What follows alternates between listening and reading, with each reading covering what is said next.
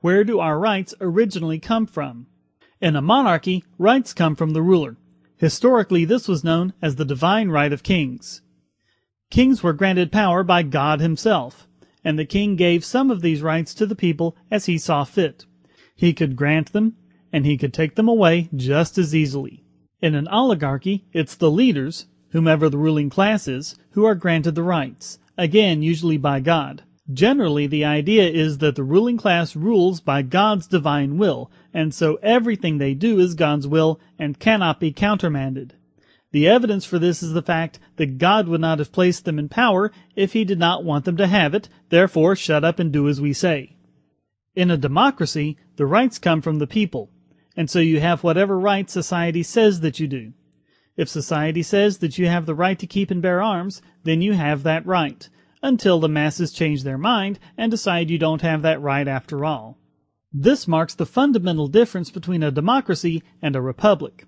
A republic, at least in the form our founders created when they ratified the Constitution, recognizes that rights are inherent. Basically, you're born with them, and they're as much as part of you as your own inherent abilities. Many people, including many of our founders, said that God gave us these rights specifically. Others, including other founders, say that the rights just come from nature. But whether they come from nature, God, or the flying spaghetti monster is irrelevant. The Constitution makes no claim as to where these rights come from, merely that you have them. This is why the Constitution says that a particular right shall not be infringed or shall not be violated, instead of this right is hereby granted. The Constitution does not grant rights. It merely protects them. So let's go over the fundamental differences between a democracy and a republic. In a democracy, rights come from the people, or from society. Your rights can change with their whim.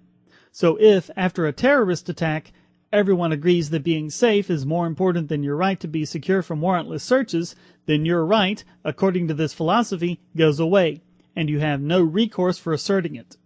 Whereas in our constitutional republic, rights are considered to be inherent, and regardless of how everyone else feels about your right to be secure in your home, you can still assert it and seek redress if it is violated.